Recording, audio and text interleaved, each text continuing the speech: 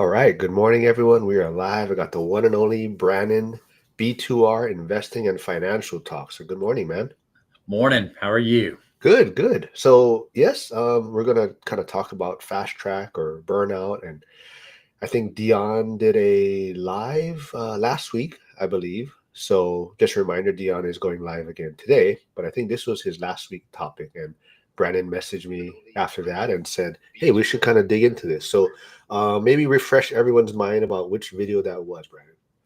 Yeah, he had put out a video, I don't know, a few days last week talking about going fast versus going slower and learning from it and not paying as high of what he called a stupid tax. And so I had actually messaged him myself, and I should have put in the message, "Hey, thanks for agreeing with me." but no, it was a great statement from him. I had already written a little bit of that as I'm going to be one of the featured speakers at the ORAD event. I actually put some stuff in there before I saw that video, and I just said, "Hey, I love what you put out, and I'm in agreement with you, and actually plan to mention some of that exact same topic in my speech." I love that. So, if you don't know, Brandon does have a YouTube channel. So, go check it out. B2R Investing. He's gaining on me quickly. So, I'm trying to uh, catch you. yeah, you're doing a great job, though. We just got to get what was it? The watch count up, right? Your watch hours are Yeah, I got to going. get to work on the watch hours, and which could be some lives down the road. I think that helps a lot. But yeah, I'm glad you were able to join me today. And yeah, let's dig into this. So, like you said, so you think Dion copied you, is what you're kind of No, saying, or I'm joking. no? I No, know. he's been it longer than me. I'm fully agreeing with him, but that's just the joke. But I do genuinely think going slower, especially at the beginning, prevents a lot of potential failure where you can't get back in for a long time, but also helps you enhance your returns going forward. Because what I say is you can hit, and I did create a short on Sunday about this, that yes, you can hit a home run on the first purchase. It's just not the financial home run, maybe with cash flow, but the home run is what you learn off the first purchase. You don't want to be a person that has, say you've got 20 properties, but really what you've got is one purchase 20 times over because you've never learned off of every purchase. You should be able to improve every purchase you do. You should get better at it and potentially can make better and better returns. Not every time, but you can make better and better decisions off of each purchase because of what you learned from the very first purchase. If you learn nothing, you're not gaining anything. Maybe it's a base hit. For a baseball analogy, it's a base hit. Well, you keep hitting base hits. There's nothing wrong with that. Lots of base hits could win the game. But if you are learning and improving from it, you might go from a base hit to a double to a triple, and maybe every now and then you're hitting a home run, but you know it's a home run because of all the things you've learned from the previous purchases. I'm gonna be on the other side of this just so we can have some fun here. But I think a lot of people do know kind of my journey as I went very quickly. And I think for me, I would always bring it back to you really got to understand yourself. I would say a lot of people probably would have quit if they went the route that I did. I don't think a lot of people would have that be able to stay in it and just kind of roll with it and figure it out. But at the same time, I think for me, I'm always going to be on the side of pushing the envelope a little bit Yeah. to the extent where you're never going to be have 100% knowledge and experience. So it's kind of faster. Um, take your mistakes, take your lumps, and you grow from it. But I think we're going to both agree that it's about learning and growing from your mistakes, and that's the biggest takeaway from it, right? Right. It's there's nothing wrong with, because my first build was a fourplex. So that was pushing a little bit the limit. It could have been I could have said, okay, let's go ultra conservative and do a single family, but I chose to go with a fourplex on the first purchase. So that's pushing a little bit, because it could have, if I had the numbers wrong, it could have harmed me for years to come. But I'm using all of my knowledge. For one thing, I had some of the advantage I had is I had a property management company here in Dallas Fort Worth. So I was managing roughly 200 doors. I had looked at what the properties we managed for other investors, and had gained a lot of knowledge, learning what was working for them, what wasn't working. So I used some of that knowledge to jump in with a fourplex at the beginning. It's some experience and risk tolerance, just as long as it's not fatal. A lot of people I see tuning in this morning. I got see Cody Evers, got Brian, Andy, Hyder. If you guys are still here, maybe comment in the beginning of your journey. Did you go fast or slow, just from your experience? But I guess, for me, my maybe pushback, or what you could discuss on, is, would you say, if you went slow though, would you say you could be impacted more by inflation, your growth, your kind of long-term results, because you are going at a slower pace? I think, yes. I mean, I guess I don't fully understand what you're saying. So if you go slow, yes, you're getting the inflation on just a few of them over time. But I think you're looking at risk mitigation, because I go off of, I don't know if you've ever heard of the 4 stages of competence. Have you ever heard of that principle? I only have one, so I've not heard of that. So break it Well, down for me. well, Mark, you've got 4 stages, and so do I. But when you're starting any new venture, there are 4 stages, and let me just describe them quickly. You've got unconscious incompetence, conscious incompetence, conscious competence, and unconscious competence, if I can get those out real well. But what it is, the foundation when we're getting into anything, is you don't know what you don't know.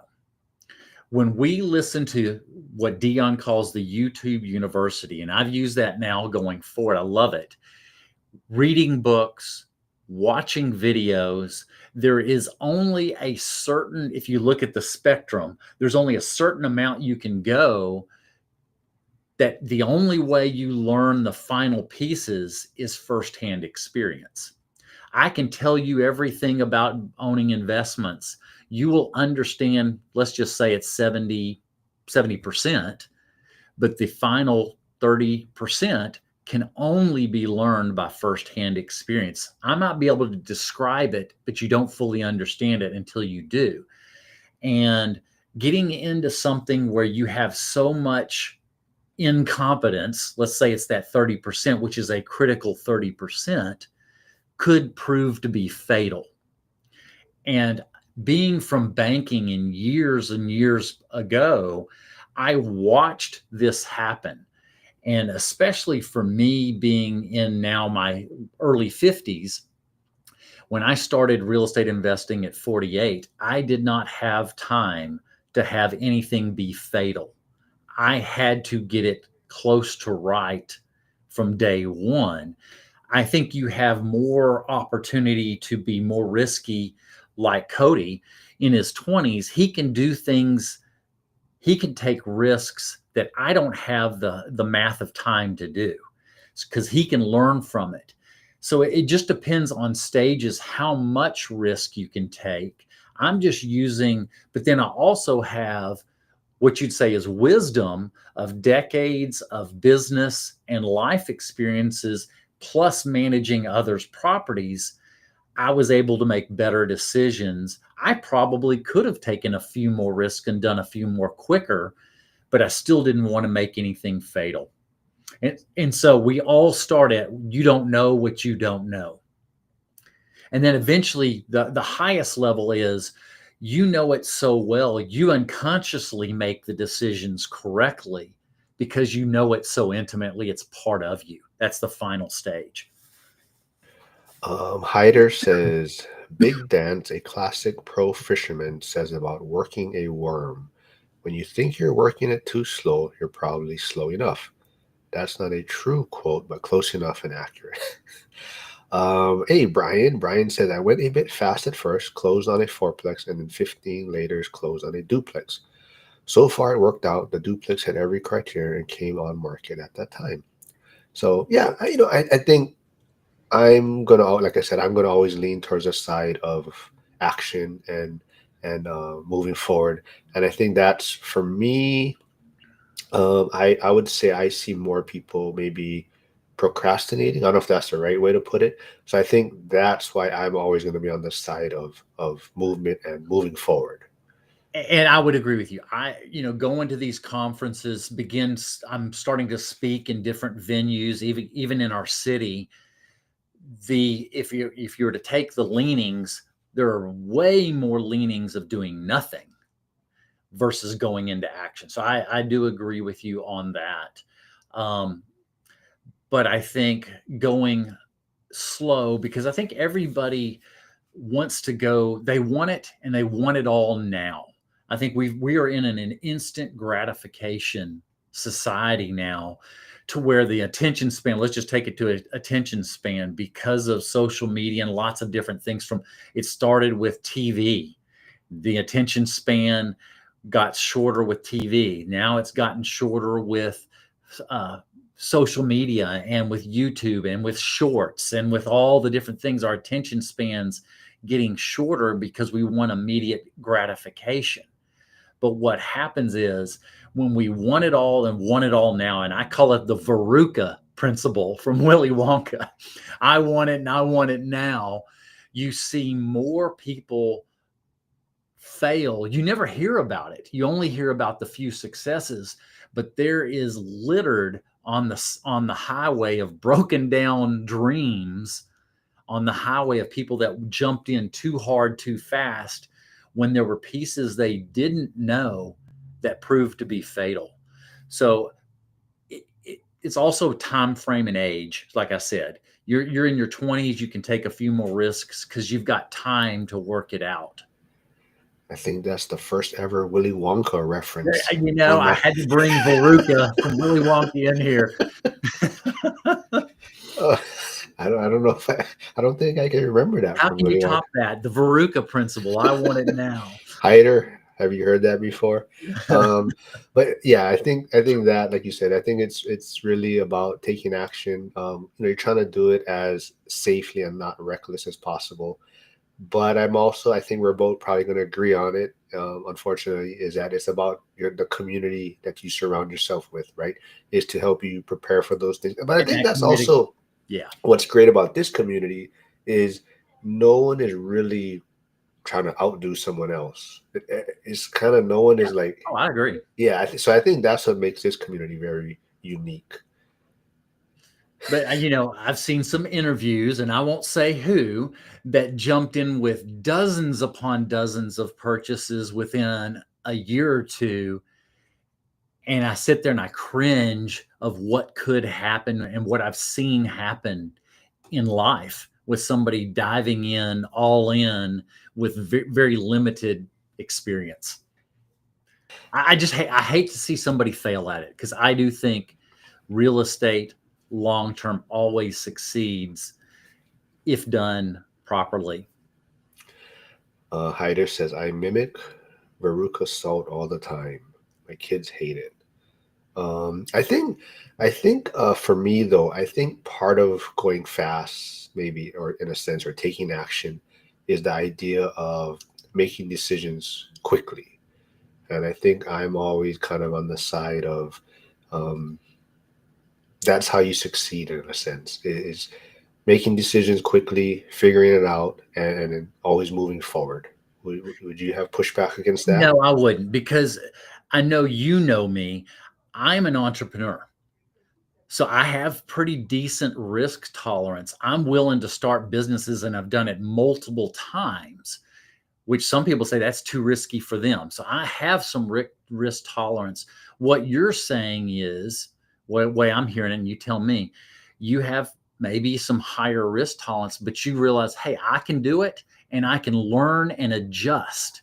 And that's what great people that become wealthy, they don't have to do the same thing. They're willing to do something, try something new, and they realize, hey, I'll learn from it and make adjustments as I go. And we all are making adjustments as we go.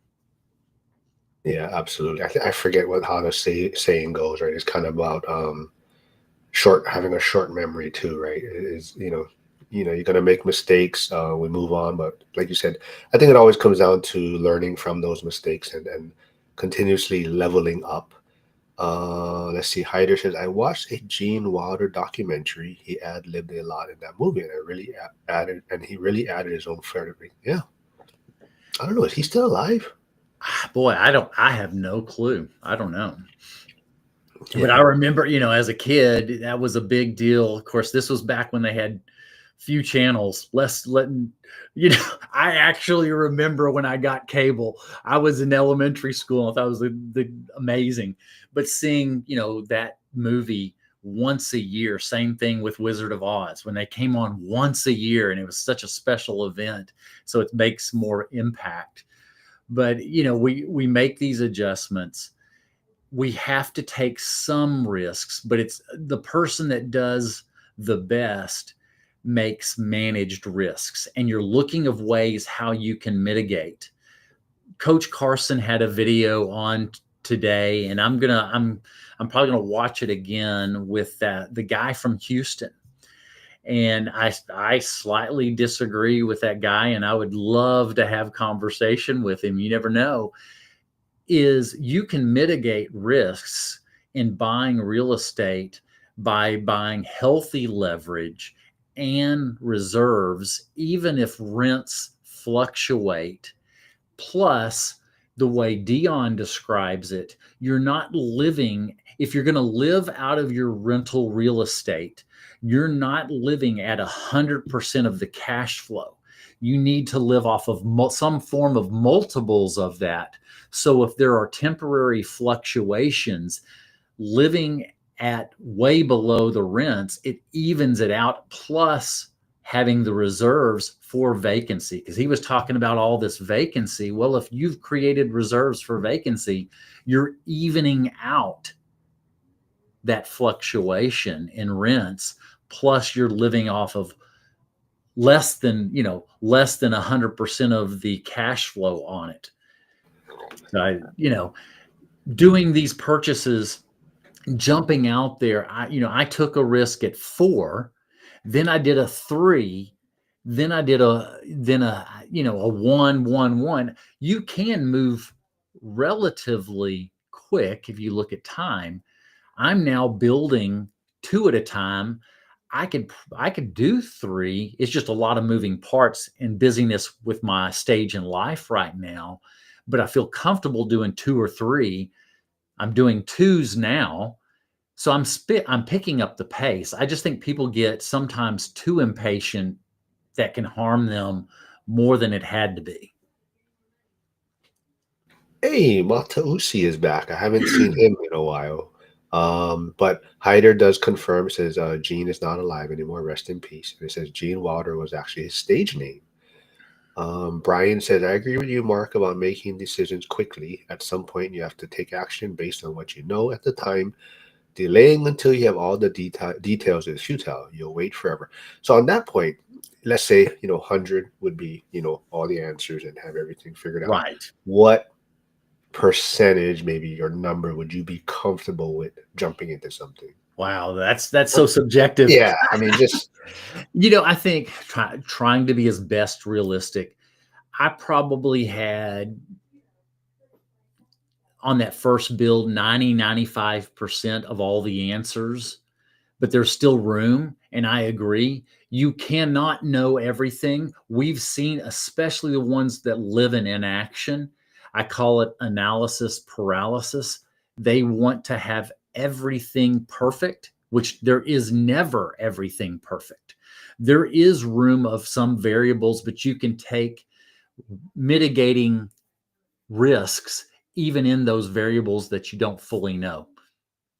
So I'd say 90 to 95%. What would you say? 90 to, I was like in the 60s. I was like, yeah, 70's enough. We'll figure it out.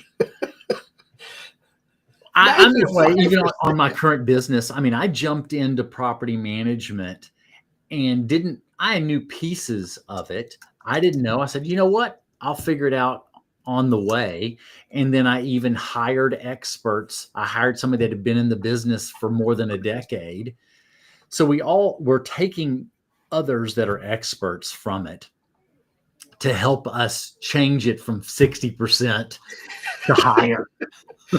All right, hold on. I did put Brandon's channel in the chat, so if you haven't, go jump over there, subscribe. I don't know. Yeah, help subscribe to beat Mark.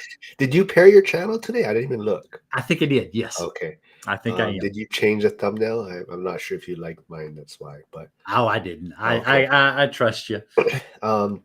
Here is also Dylan's link to his episode on Bigger Pockets Rookie. So go check out that if you haven't heard Dylan, Dylan. I need to watch that. I just was busy yesterday, but I have it on my list to watch here in the next couple of days. Hey, good morning, Ike. Good morning, Jacek. The Butler Bruisers here. But let's see.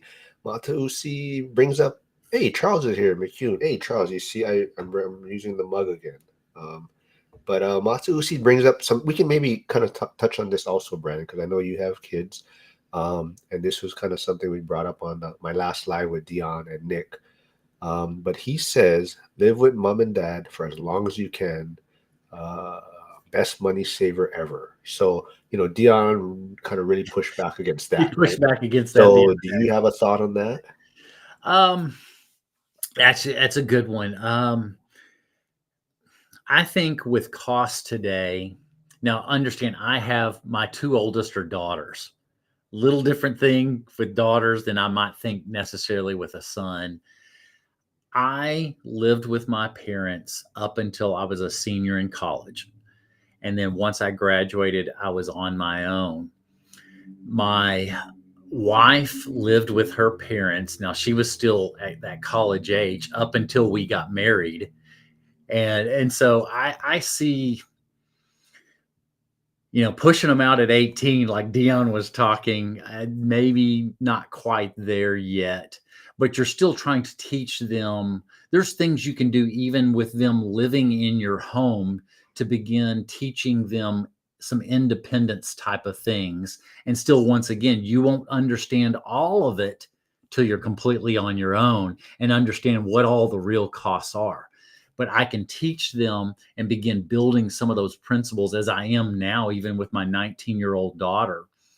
We're starting to have her pay more and more things of her own.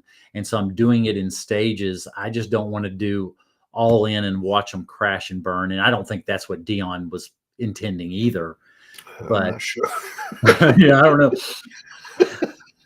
But I will say you learn when it's hard, and we all did it. When it's hard is when you learn the most. Yes, I definitely, I would probably tell my son it's fine. If he want to move out, up to him too, but definitely, if he want to stay as long as possible but it would always also come I down. don't know. Remember the movie Failure to Launch? Failure to Launch? Yes, but I would say it would definitely come with, I don't know, terms, I guess, right? So like he'd be paying rent that I would be probably saving for him, right? See, I'm a little different, Mark. You want controversy? No, okay. No. I think there are maturity things that do not happen living too long in the house. And where that spot is, I think it's definitely mid-20s. They need to move out. It's a maturity thing that they need to do on their own. Maybe a year or two before that. I think they hold on too long. I have seen it, and you see immaturity in that. That's just where I'm at. Oh yeah, I agree. I mean, Matausi does say never go food shopping hungry. Yeah, that'd be helpful. Word. Word. He also says if you have to borrow for it, you don't need it. Exclude housing. But Hyder does also mention, what about a productive business? So Charles says, depend on the headspace of your kid. Yeah.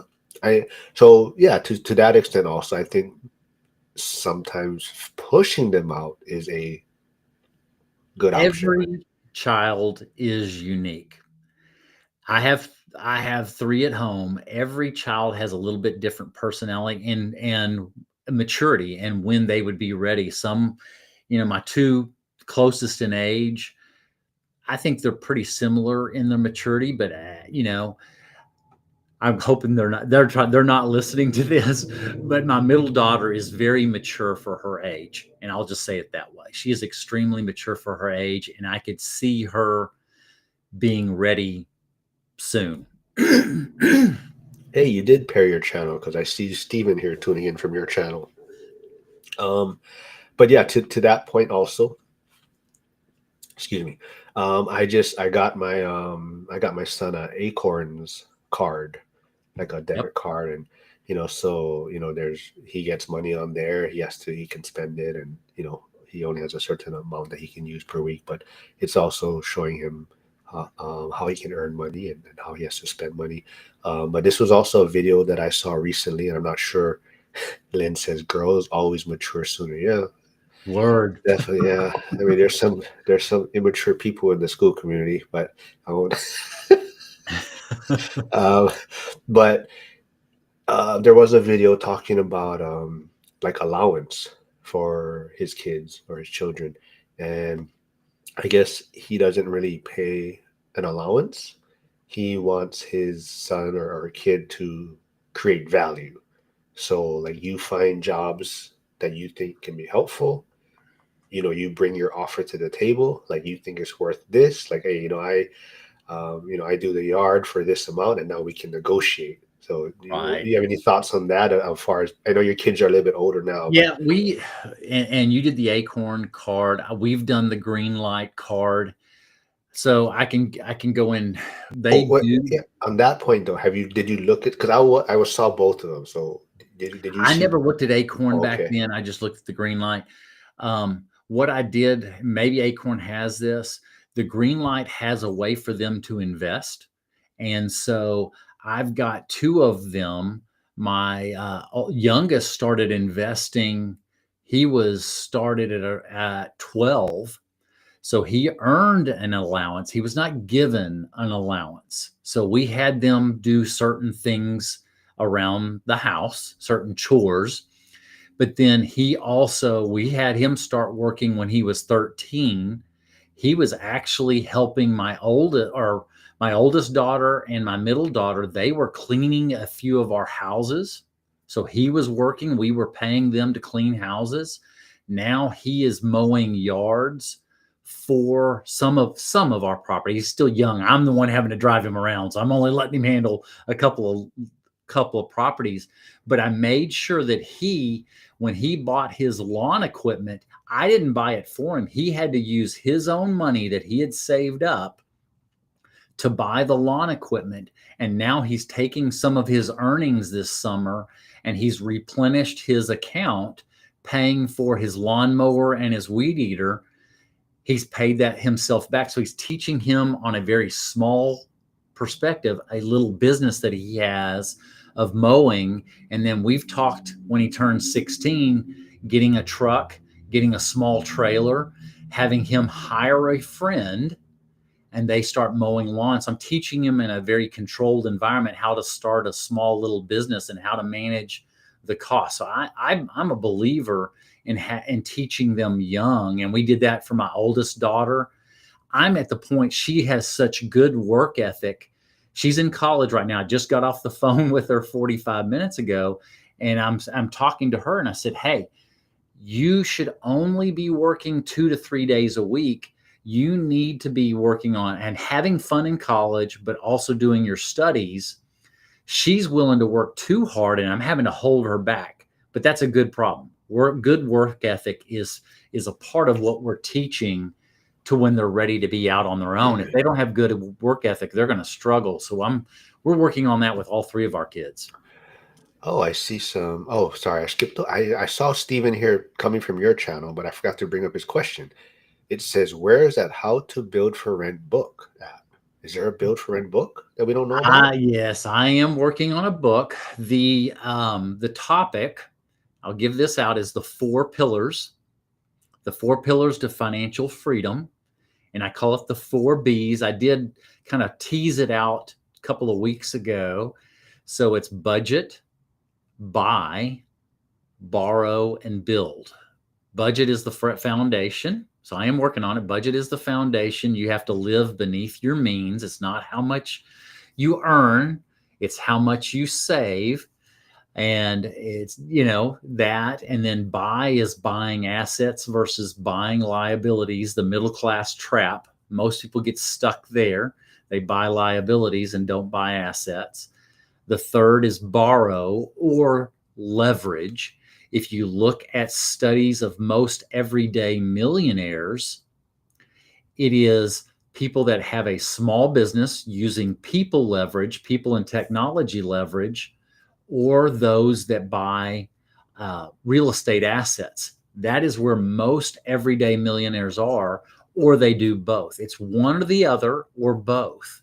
And then the final one is B. The final B of build is those that are becoming wealthy or are wealthy become relentless in holding their money accountable and not having dead money just sitting in let's just say a bank account, in just a checking account sitting in cash, not staying up with inflation. So those are the 4 pillars. Cool. I'll be on the lookout for that. Hopefully there's an audio version. I don't read. Well, I'm not going to be Dion writing 500 pages or whatever it was. Hey, speaking of immature, Frank Old Guy REI is here. Good morning, Frank. He just celebrated his 52nd birthday over the weekend. But he said he's on his way to Costco. They have a sale on big screen TVs. I think that's, yeah. And I think I saw Lynn is here. If be on the lookout, Lynn and her friend Violetta, who has also been on this channel, they're coming out probably with kind of a regular scheduled live streams or podcast type episodes. So be on the lookout for that. I do see Nicole here. She says, my 7-year-old daughter has been saving for a month to buy a new $30 stuffed animal. She ran a lemonade stand, saved birthday money, done her chores for every 10 cents to buy it. So proud. Awesome. My question, though, is now after working for it, do you think she'll still buy that $30 stuffed animal? So hopefully. And I think you allow the decision even if it's wrong. Because for one thing, it's in a controlled, you've got the guardrails. Allow it to happen, good or bad, within this context. Everything's context specific, but within this, if you think it's not the best purchase, but allow it to happen and then allow the consequences. I think what we've tried to do with our kids is, within reason, allow them to make bad decisions that are not fatal so that they can learn the consequences of it and let them live in that consequence within reason. You know what I'm saying? Within reason. They then learn better decision-making skills. I look at the parents that want to, the term was the helicopter parents, and I think there's other terms now, but they won't allow their kids to live in their consequences. They want to protect every decision. Then they get out into life, and then they struggle because they never learned the discipline that it takes. Because if we, the phrase that I use, if we don't teach our kids self-discipline, and that is allowing them to make some tough decisions and learn the consequences. If we don't let them learn how to be self-disciplined, they will be disciplined the rest of their life. One of the key principles that I'm teaching with my children is self-discipline, having self-control and self-discipline. You're bringing up a touchy subject for me, but I know. No, it's funny we're talking about this because, like I said, I mentioned earlier, I got the Acorns card for my son, and he earned some money on it, and he loves Sonic the Hedgehog. So, anyways, we were at Ross the other day waiting for dinner, and then he saw these like Sonic, not Crocs, but footwear type things, and he tried them on, and I'm like, they're like they barely fit it. They're like, and I'm like, there's bigger ones. You want to try it on? He's like, no, these are good. So it's like, all right, it's your money. You buy Yep. it. This will probably last you for a week before you outgrow it. But But up to you. then what you've got to follow up then is once he outgrows them quickly, bring it back up, you know, especially for us boys, tying the decision to the consequence is saying, okay, now you can't fit in them. Do you think that was the wisest decision? You're probably going to have to tie it back to him, but that'll help him put it together. Yeah, My absolutely. biggest thing, and let me go to, I was talking to somebody on the way to work today, and the reason I'm doing this channel, my channel, is to make an impact.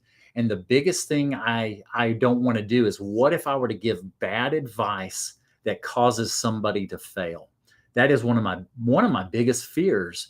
So I think about everything I talk about, every guest I bring on, I'm looking at it. I do not want to influence someone to make the wrong decision. I'm passionate about what I'm doing I don't care, I doubt, well, mine maybe will never monetize, but I'm doing it strictly to make an impact, to help others get into it faster than even I did and make the right decisions that I did, or even better. And I guess I'm not saying I'm perfect, but making even better decisions. So Nicole follows up saying she hasn't brought it up to buy it, and yes, totally fine if she wants to get it. Yep. Steven from your channel says, yes, budget should always be first.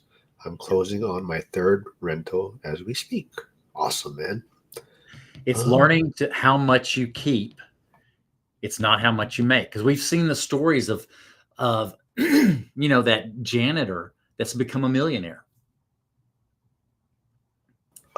Charles says, my wife is a special education teacher, and I have learned that meeting the need level is a skill. For me, I was enlisting 2 weeks after turning 17. Oh, yeah, definitely. Yeah.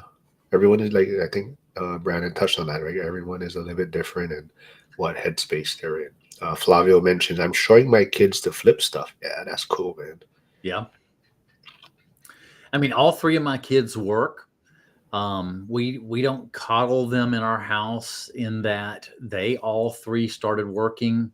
My son at the youngest age at 12, and I talk to him as man to man of things that you as a man need to learn. All right, you have a lot of people tuning in from your channel. I want to remind them to hop over to my channel and subscribe. And I believe Subscribe to this both. is I believe Subscribe this to is both. Finn, who I met recently on a call. But it's Fantastic Plumbing. It says, let them make the mistakes when they have helped in the house. Once they're out of the house, it's much harder for them to be disciplined, and the pain is easier to digest. Oh, okay. Yep. Amos Rogers says, I found out in my youngest, if I let her earn the money for something she wants, that seems silly to me. By the time she goes to buy, she changes her mind. Yep, definitely. So that's kind of why I was wondering with Nicole when she was bringing up her daughter, that after she had to work and earn the money, I was just curious as if she was still looking to buy that $30 stuffed Yeah, animal. we see it now. I mean, even still now, if mom and dad are paying for the item, they don't care. They want more. But then when we say, okay, when we switched to them having, their own debit card with their own money, and saying, well, you have the flexibility. You can decide to go out to eat all the time. It's your money. We've watched those decisions begin to change. Not perfectly. They didn't with me. It took me many years, and I think, I was, for me, the dumb guy decisions I made up until I was about almost 30, and think, that's when I felt like the turning point for me was between 28 and 30. I started really making a little bit better, mature decisions as a man. and continue to learn from it. But we're trying to start that when they're young teenage years. And it sounds like for some of us when they're 7 years old, those are wise decisions to begin building that stuff out. Same thing back to real estate. Going back into, I knew myself, and everybody knows their self and what skill set they have. They might have better skill set than me, and they might be willing to dive into buying a few more than I did, of starting with one. For me, it was just, I wanted to learn a little more before I dove in all the way. Plus, I was 48 and I had a smaller runway to make mistakes. All right, hold on. I'm linking my channel because your audience is telling me to link my channel. So I have to find your live stream and put my dang own channel on there. Hold on. There you go, fellas. There you go. Oh wait, hold on. That showed up on mine, right? Wait, whose channel? Damn it! How come I can't go to? Wait, hold on. I'm trying to get to your live stream. There we go. All right. Don't forget to subscribe to my channel. Oh, there we go. You know, the good thing is the group that's on my channel, you have a lot of live discussions on a regular basis. And Mark, I was giving you a compliment. Say what? Every now and then, you deserve one. I gotta build you up after I tear you down. No, but the quality of guests have been so good in I just noticed in the last month, even. I've enjoyed the topics. Maybe that's what it is, but the quality of guests, it's become very good discussions you're having. And I really appreciate what you're doing and what you bring to the group. It's been good. And we can have very wrinkles in our thought of how we operate our businesses. And it's been good because it makes you think. Yeah, I appreciate that, but I always want to give credit to the people that are in the chat, because I think they're the ones that make it fun and engaging, and they help always, too. Yeah, so I think that's definitely even why for like maybe other people are willing to come on the live stream, is because they notice there's a lot of interaction and they feel there's a lot of good questions being thrown out there, so they don't mind coming onto the live streams because it's not just us talking to each other. Basically, they do see a lot of the interaction. But Flavio did say, Brandon, what do you think helping your kids build credit at young age?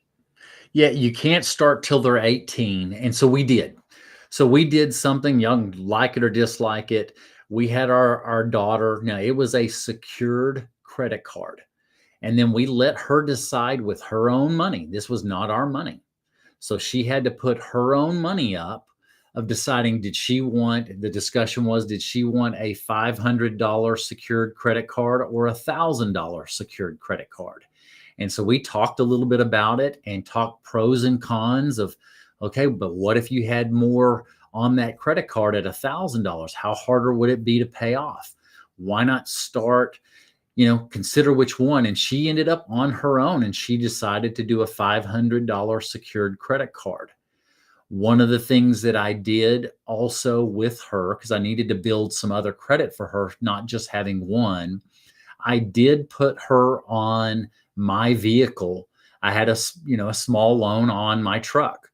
I added her when I had to do the loan. I put her on the vehicle with me just to build two credit lines, because I was in banking and I watched those people and I learned kind of what some different credit lines do. An installment credit vehicle and then a credit card are two different types of product, and they help build your credit that much stronger.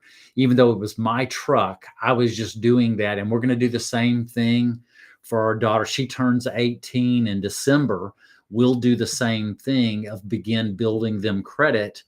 And unfortunately, some of these kids are having to get loans for their college education. I'm educating my kids. The principle I'm using is only get loans up to, and I'm not a big proponent of loans for college education, but if you're going to do it, as low as possible, but it should never be more than your first year's salary in that profession. So you got to look at that. So I'm talking about lots of different things there, but that's a big one we're seeing. I watched all these kids with these student loans, and they're paying for, they got too high a loans based off their profession, and they're paying on them 20 years. And it prevents them from getting into the real estate property ladder. And so I'm heavily talking about that with my kids. I want to stay on this topic, but I want to just say good morning to Josh Burdick tuning in, C Web, and Jack. Jack is here. He says, "What's this?" He's like, "Brandon, I'm worried about you being on a channel like this." Well, what was that Garth Brooks song? I've got friends in low places. So I'm not living there. I was gonna bring up. I believe you said Finn is going to Vegas with you folks, or for the ORAD event, Yes, right? he's coming, and then I've got another friend that they're coming also. So, and we're talking about real estate. I've gotten DJ into real estate. Nathan, I talked to him this morning. I know he's not on this because he's in some meetings, but he's another guy that is always invested in the stock market and is starting to see hearing some of our conversations with us men about the advantages of real estate, cash flowing real estate. So we're actually meeting together for breakfast Thursday morning. He wants to know more. He's coming to this ORAD event as somebody in discovery, and I think they're ready to pull the trigger. Awesome. But back to the credit part. I'm not sure if I brought this up with you before. So this was a topic before. What do you think about individuals that put their children who are under 18 as authorized users on their credit card to start building credit at a younger age? Do you have any thoughts on that? I don't think it can go on. It won't be on a credit.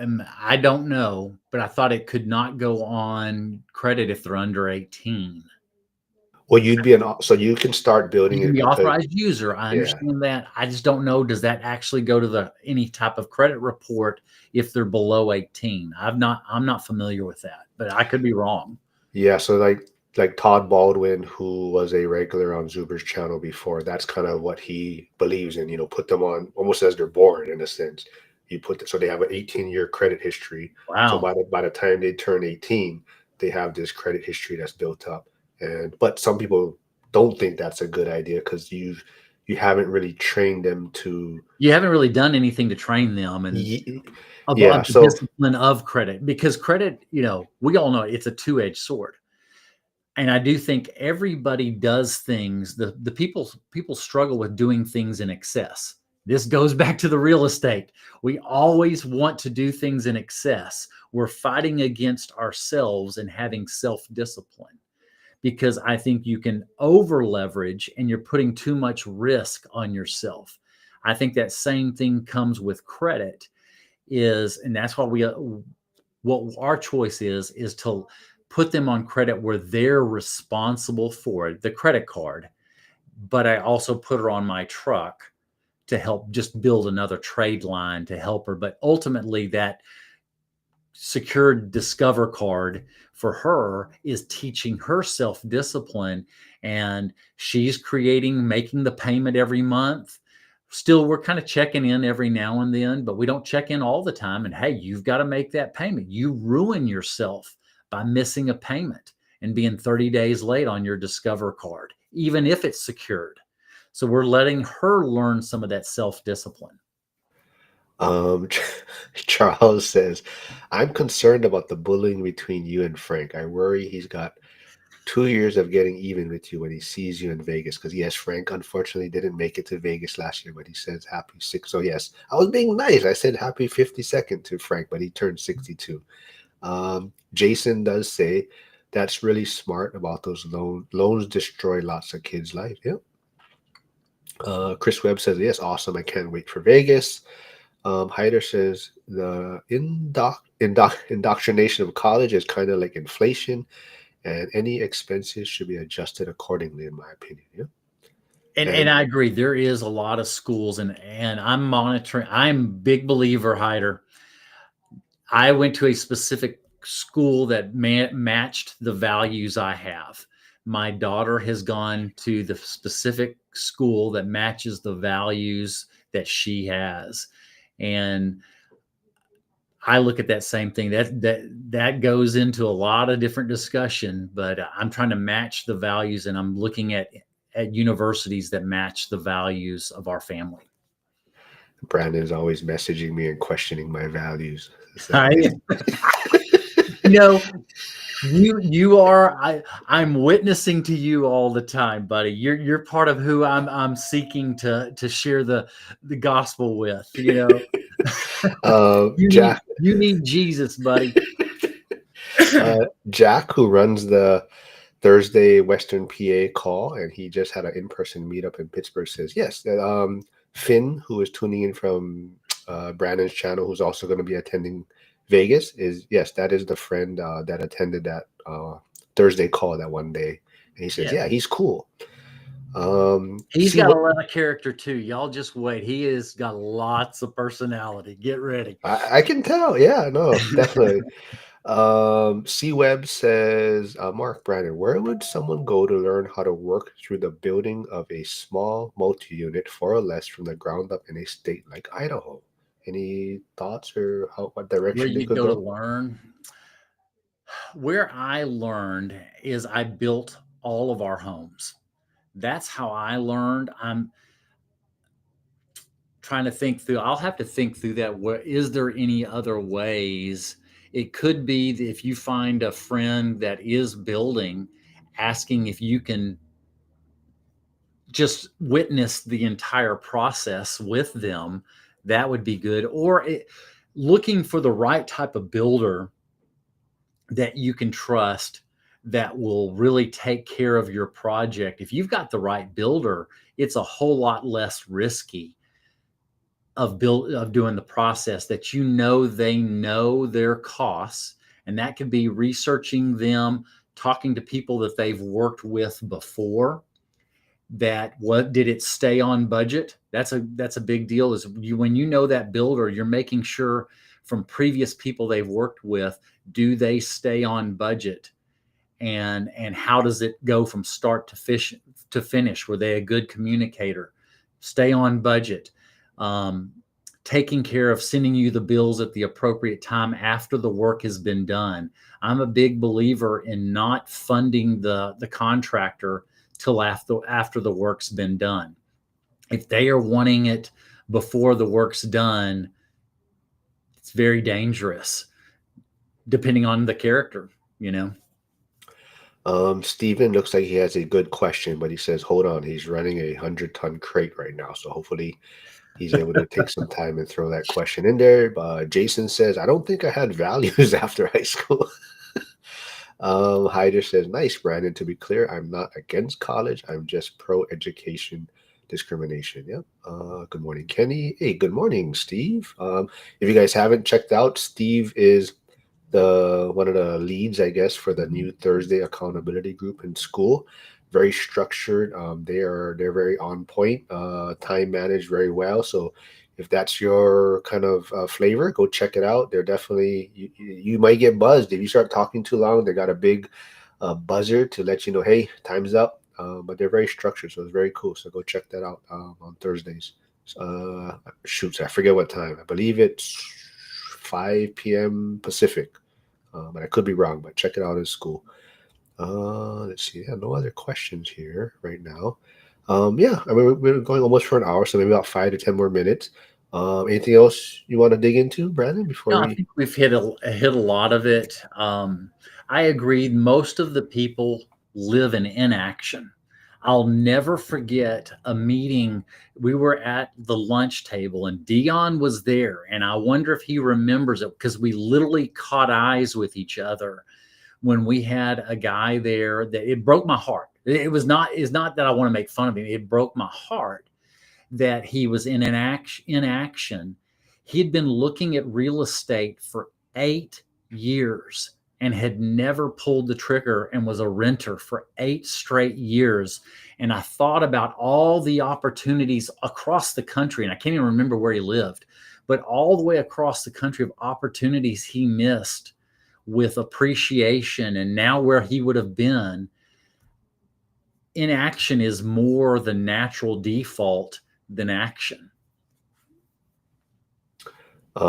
Yeah, so I believe so. Yeah, Hyder, 6 p.m. Pacific is Lumberjacks live. So I believe Steve's one is 1 hour earlier. So yeah, 5 p.m. Pacific on Thursdays. Chris Webb says, as someone who works at 3 colleges, I'm happy to see the love for education and not for using loans to fund education. They are two separate items that need to be adjusted. Absolutely. So Chris Webb will also be in Vegas for the ORAD event. So that should be a fun one. I always give him a hard time because he didn't attend year 2 when he said he was. But I think a lot of people will be at the Denny's meetup. Looking forward to that. But I plan to be there Thursday at 11. So anybody wants to come, I'm going to be there Thursday at 11. Oh yeah, I forgot about that. So Brandon says he doesn't know if he can make it till midnight. He is trying to change the time or recommend people that maybe come a little bit I'm going to earlier. be there Thursday at 11. DJ will probably be there with me, and I bet you Nathan will be there with me. The three of us will be there a little early, and we'll see how long we stay. Because it's right down from not too far from my hotel. So it'll work. Ike says, that's my story. Analysis paralysis until I finally pulled the trigger on an okay house hack. Learning way more than I'm actually in the game. Yeah. So that's what I said. The home run is not necessarily the financials. You want to have at least strong, decent financials. The home run is getting into the game and learning from that first purchase. That's how you can guarantee a home run the first purchase. Yeah, and I think it probably is more beneficial if you're able to stick with it, right? Because you make these mistakes earlier, it just makes everything else compound. And like you said, you learn from your mistakes. The next one should be better and better. So I kind of feel like almost like not to encourage you to make a mistake early, but making mistakes early definitely can make you make better decisions down the road, right? You don't want to be that person. And I know a person, and if DJ's listen, he knows exactly who I'm talking about. He always talks about he has 29 years experience, 29 years in the business, but I watch his dumb decisions and I'm thinking, no, you've got 1 year experience 29 times over. You do not want to be that person that doesn't learn from the first purchase, and then you own 10 other properties and you have the same struggles. You don't want to be one purchase in 10 times over. The key to it is having the first purchase, really learning from it, and getting better and better with each purchase. Hey, so you'll be happy. Hyder says we usually get to Denny's around 10:30-ish. I'll do that. The earlier, the better. Yeah, Jack was asking what time is Denny's meetup. I mean, it's called midnight at Denny's, but I do think people do attend a little bit earlier. Looks like Josh Burdick will be at the Thursday one also. Chris Webb will be at the Thursday one also as well. So if Chris is going to be there, order your food early. Now, Chris, I'm just... I love breakfast in the evening, so this is going to be good, and then good group of guys and girls to fellowship with and get to know each other better. So I'm looking forward to it. No, all right. Any maybe? It's okay. Josh Burdick says it's also okay to stabilize or stack funds. Yeah, I mean, I think that's definitely the position that I was in. It kind of forced me to stabilize and stack funds. So. But like I always say, I don't recommend what I did for a lot of people. I always feel that I'm an outlier. I'm very unique in my approach or maybe demeanor. So I don't think a lot of people probably could weather the struggles that I did or the headaches in a sense. But I do believe in taking action. So I think that would be my bottom line for things. Brandon can meet at 8 p.m. and we will leave at 10. Let them eat. Yeah. Hey, I have always been. I don't stay out late. That's just all the way through college and everything. I can't do it. That's just my body won't let me do it. Hyder says my son got me into Denny's crepes. Ooh. Okay. Yeah. Any? I don't know if you. I don't know if you. I may have missed it, but do we have a rough timeline or estimate possibly for your book to be coming out? Are you looking at a certain timeline for it? You know, I'm literally getting the outline worked on. I did it even some yesterday. I'm going to begin writing here in the next 30 days. Because I'm not a writer, so I'm pushing myself. There's a reason why I'm doing this book.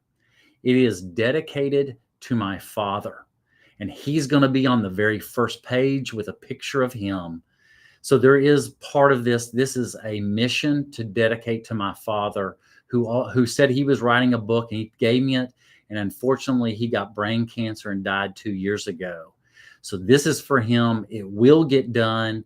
I anticipate. I'm just saying by the sometime late next year, because I heard the editing process, and I know from my writing, the editing process is going to take a while, but it'll be done sometime next year. Is the intent. All right, man. I'm looking forward to it. Charles McCune says, I woke up at 2 a.m. dreaming about squatters. Google said Illinois just passed a new law helping landlords. Um, oh, here's Steven's question. Okay, out of all the home you built, what is the average cash you leave in the house? Also adding the price of the land. What cash flow do you end up with? And I believe you take out 7%. So cash flow, the amount that I put in is 10%. So that's my 10% down. And then the cost of closing costs is the other. So I'll give some recent examples. So I'm about to start two, starting in the next 30 days. I budget $30,000. These are builds at around 205 grand. So I'll have 20,000 in down payment. I don't have to do that, but I believe in 70% loan to value. So it'll be about a loan of around 185.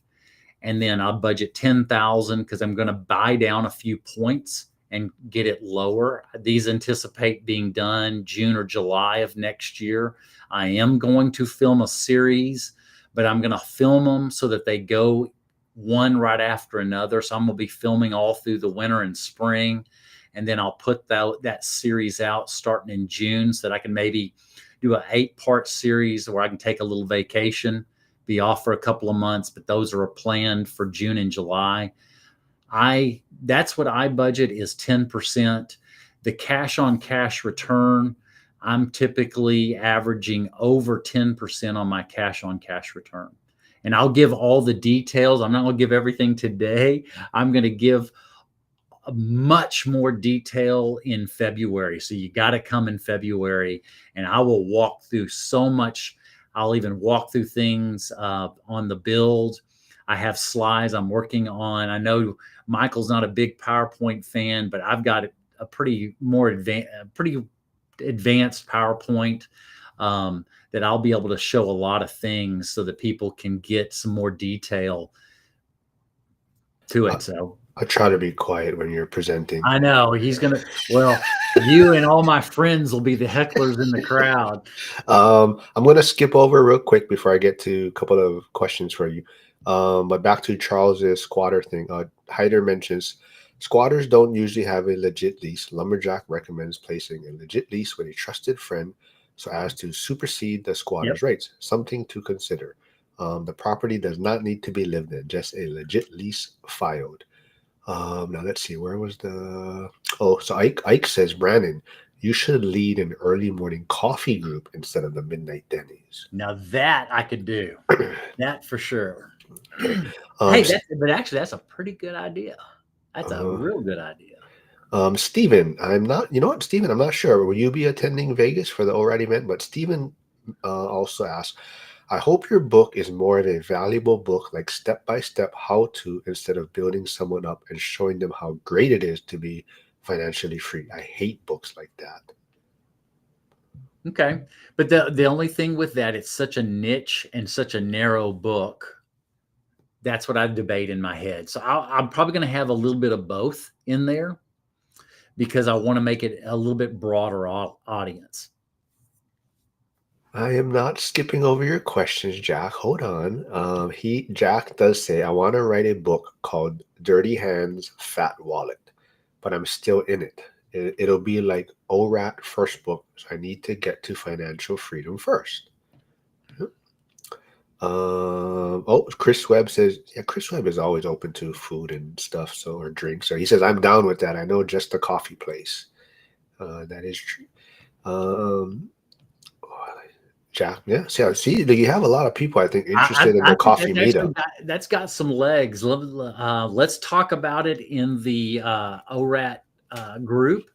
Maybe we can come up with something ideally closer. Well, there's not much around the venue, but I think it's a great idea. Hold on. Oh, Steven says, no, sir. I wish I could, but I work too much. Okay. Um, let's see. Yeah, there's a lot of people. Looks like that the Friday morning Vegas coffee. There's a lot of I'm thinking Friday morning. So let's put that together. We'll uh, do that. Charles McCune says police removal without court if you can prove ownership is what I read. Okay.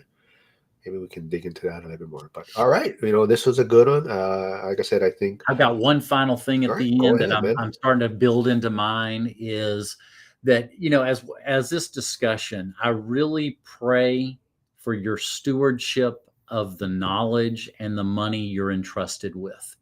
It's very important. And I've made a commitment. I know y'all think I'm funny with my faith background, but I'm beginning to pray for my audience. And I'm praying for this group that they will be good stewards of all the knowledge and money they're entrusted with. So, Jack is asking what was that name of that the coffee place? I do not remember. Shoots, I gotta look it up. I know Pat Wilson. Pat's gonna be there. Pat's officially retired now. So, but Pat is a great guy to hang around with. So hopefully Pat. Yeah, I gotta look it up what that coffee place was. Steven says, yeah, I would do a how-to also adding a little financial freedom, perfect for nerds and dreamers. All right, well there you got some tips on maybe what people are looking for, hoping for from your book. yeah, So a lot to think about. But yeah, always good having you on. Glad you're always able to do this. And this was a I'm fun glad one. you're slumming too, asking me to be on. So, Well, trying to get the faith people to come to my there channel. you go. There you go. But thanks for doing this, man. Like I said, everyone, if you haven't, go check out Brandon's channel. Go subscribe there. And I will be back tomorrow with the Deacon, Alex Deacon of Pittsburgh. He's See, you have me, and then you have a deacon next. true. Yeah. All right. Well, maybe I'm safe then for a while. See, Andy says, thanks, Brandon. We need all the help we can get. Yeah. All right, everyone. Thanks for tuning in. I'll see you folks tomorrow. Same time, same place.